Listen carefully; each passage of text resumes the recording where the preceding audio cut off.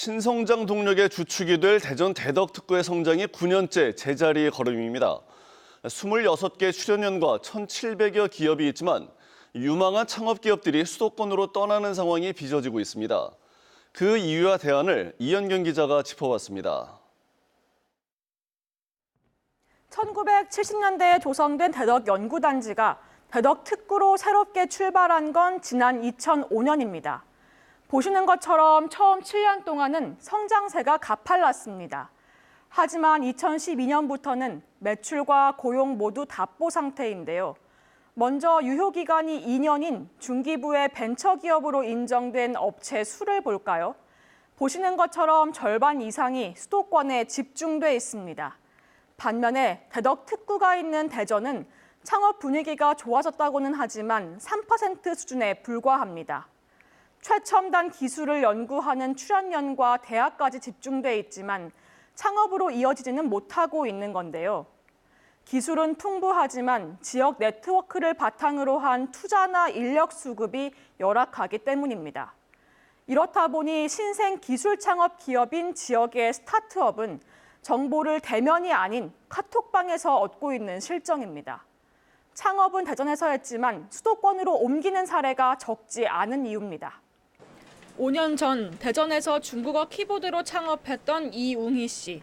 대전에선 해외 마케팅 지원을 기대하기 힘들어 창업 2년 만에 경기도 판교 테크노밸리로 떠났습니다. 판교에서 새 사업을 시작한 지 1년 만에 세계 회사로부터 투자까지 받았습니다. 핏이 맞는 그런 투자사를 찾아야 되고 그러려면 많은 미팅을 해야 되고 그러려면 투자사와 가까이 있어야 하루에 3-4군데를 만날 수 있는 거잖아요. 이렇게 대전에서 창업하고도 수도권으로 가는 벤처기업이 10곳 중 2곳으로 추정되지만 자세한 통계는 파악도 안 됩니다. 특히 창업 초기인 스타트업은 성과가 없어 투자가 절실하지만 대전에는 벤처캐피탈이 3곳뿐입니다. 수도권의 50분의 1 수준입니다. 대전 지역에서 출자한 그런 투자를 스타트업에 좀 해주셨으면 좋겠습니다. 이게 타 지역에서 서울에서 거의 내려와서 그 투자를 받는 경우들이 굉장히 많아서. 반면 투자자가 많은 서울과 인접한 데다 정부의 전폭적인 지원이 이루어졌던 판교 테크노밸리는 10년 만에 빠르게 성장했습니다. 판교 테크노밸리를 모델 삼아 일산과 구리, 남양주 등 경기도에만 6개의 클러스터 단지가 또 조성 중입니다. 이에 맞춰 판교 테크노밸리는 또 다른 차별화 전략을 구상 중입니다. 우리 스타트업들을 해외로 좀 보내자 이런 거에 이제 그 방점을 찍고 해외 유명 엑셀러레이터를 스타트업 캠퍼스 안에 입주시키려고 지금 노력하고 있습니다. 그렇다면 대전은 어떨까요? 허태정 대전시장은 4차 산업혁명 특별시를 표방하며 대덕특구를 국가 혁신 성장의 거점으로 키우겠다는 청사진을 내놓았습니다.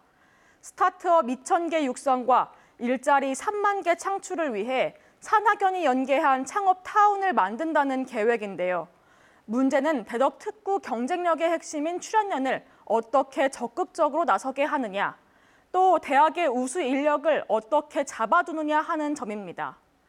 대전시가 오는 7월까지 새로운 성장 모델을 내놓기로 했는데 어떤 혁신 전략과 투자 방안이 나올지 주목됩니다. KBS 뉴스 이현경입니다.